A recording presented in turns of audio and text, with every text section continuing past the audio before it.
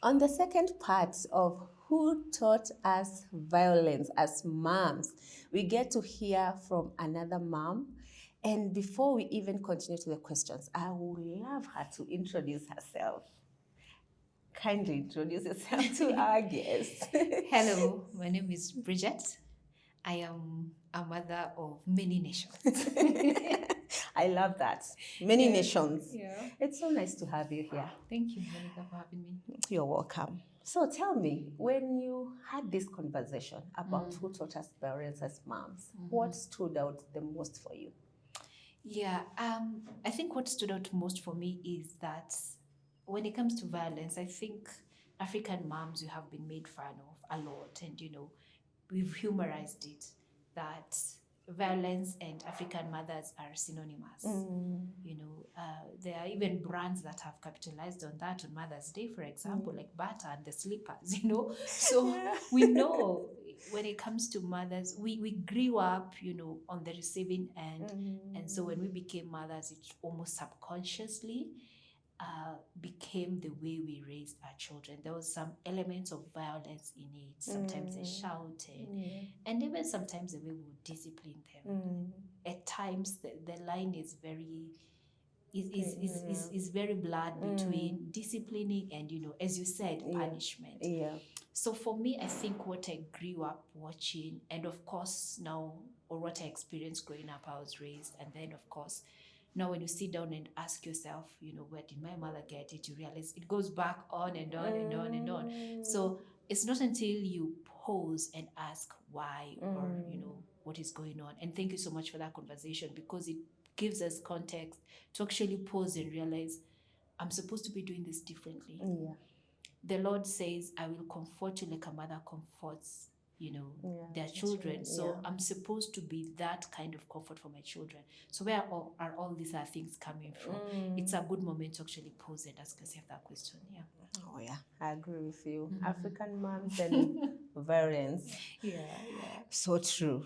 And now that you have said, when you look back, you see like it's a generational thing. In your journey with your daughter, have you seen some patterns of violence? I know your daughter is a bit grown, but looking back, can you remember anything? Absolutely. I mean, for example, waking up in the morning, getting ready for school, that was always a point of war for me, when I was raising my daughter. When she turned to a teenager, and even as she's growing, slowly habits she would pick, things she would do.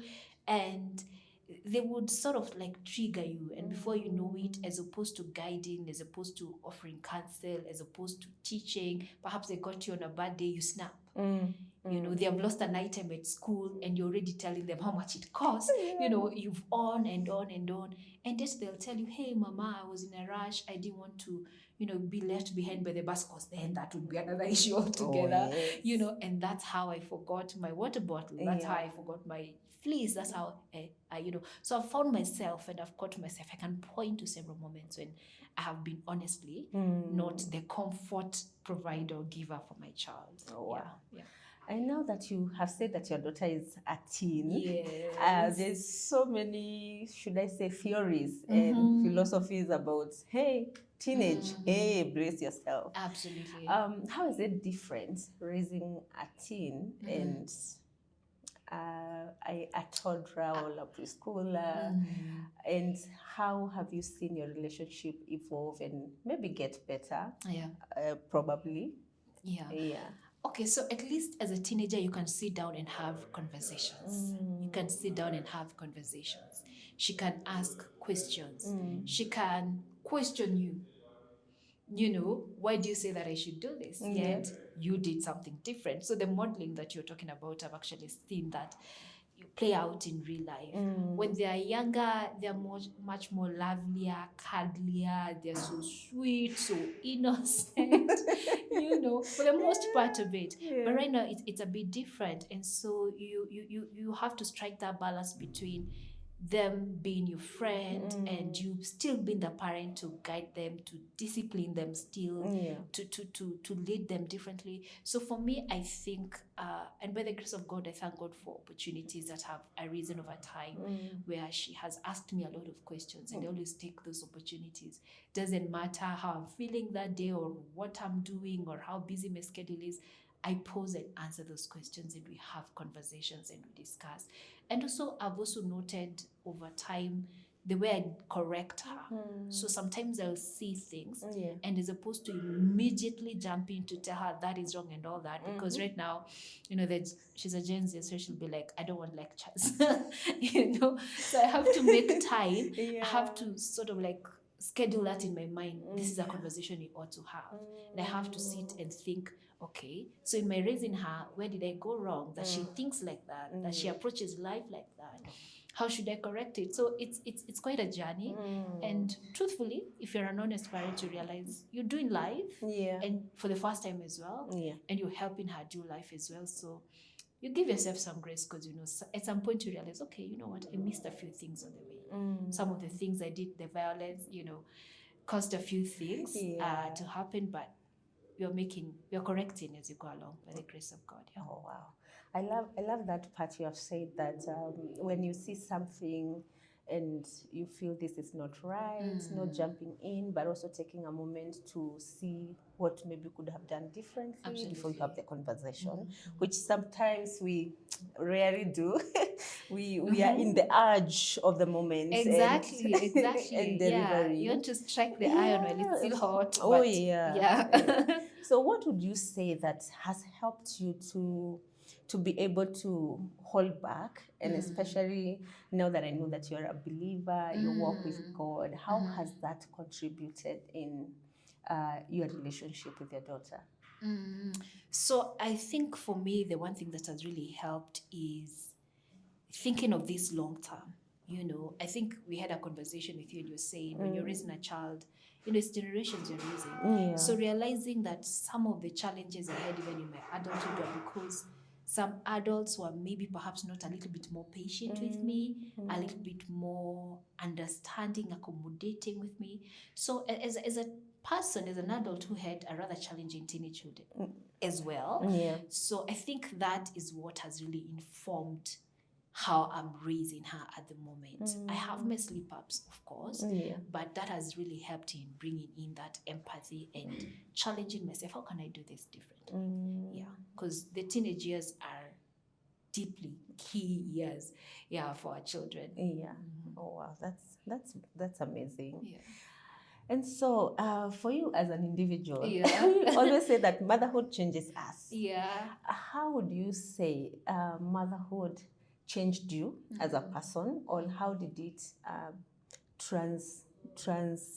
transform your identity as Bridget? So I think perhaps I remember I had a friend at the time when I became a mother, and she's the one who used to point out all these differences because, we'd go for work, would get paid, and immediately I would say, okay, I need to send this to my mom because at some point my mother raised my daughter while I was, juggling other things.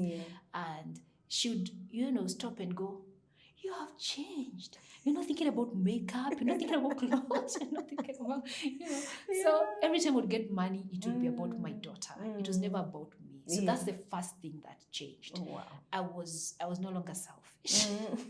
It was about my child first. And there's a quote I think I read sometime that says, motherhood is like living with your heart outside of your body.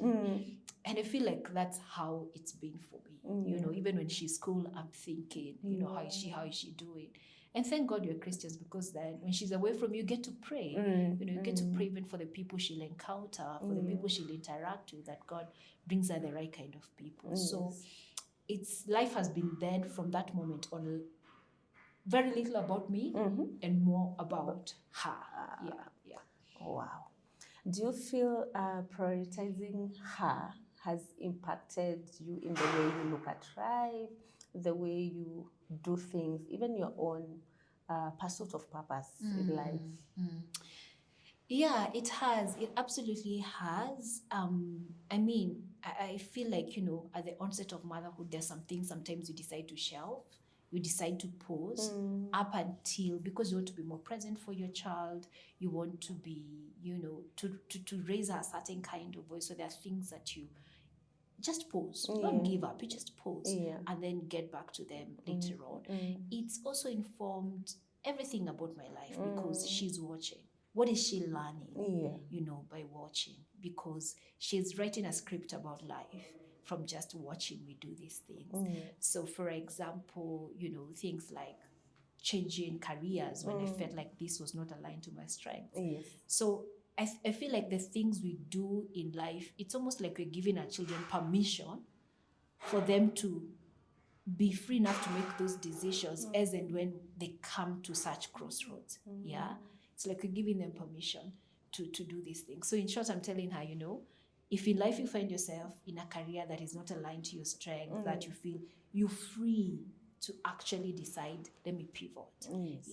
Yeah. I love that they are watching and they are picking and they are learning. And I would love for you to encourage some of us who are yet at the hearing stage. And some of us who are trying to figure out, will this ever be easier? Will it get better? Will I get a life for myself at some point? What would you encourage a mom who is in that space of wondering, what will my life be? This is what I've learned over time. I'm a mother of one. Sarah was a mother of one, and God called her mother of nations. So, Anyway, so here's something. My daughter now is a teenage. I miss those days when we would be so excited on Friday, you know, Friday evening when you're watching, you know, animation movies and would make, you know, funny faces and to make recordings of them and just laugh and would be silly about it. That she was around 5, she was around 6. Right now, I can't even take a selfie with my daughter sometimes. She's like, oh, you know, I'm shy, I'm this. And I'm like, what are you talking about? You know, but when she was 5, she was 6, we would do the goofiest of things together. And yet, when she was 5, 6, I was looking forward to when she'd become a teenager and she can take care of herself. But now I miss that. So what I've learned is every stage in motherhood is seasonal. And as seasons come and go. There's this trend on, you know, social media that was going on where mothers were saying, if I knew the last time I breastfed was the last time I would ever breastfeed a children, I think I would have taken that moment a bit more seriously. So we are now realizing mothers talking about very weird things that they are missing, things like breastfeeding, things and all that. So everything about motherhood is seasonal, and the season comes to an end. Please enjoy that season. Even when you're screaming, shouting, feeling like you're about to lose it, may God help you to actually just enjoy that season. Because right now she's a teenager, but very soon, you know, she'll go to campus. It's a different stage altogether. Then she'll get married. It's different. She'll become a mother. She'll become someone's wife. And slowly and slowly, now I'll start missing her as a teenager, you know. So enjoy every season of motherhood and just enjoy it to the fullest, even with its challenges. The challenges notwithstanding. Oh, wow. Thank you so much. You're welcome, It was Monica. a pleasure having you. It's a pleasure talking to you. This conversation with you. Yeah. Thank you for that encouragement. I believe many of us are encouraged. And I love what you have said.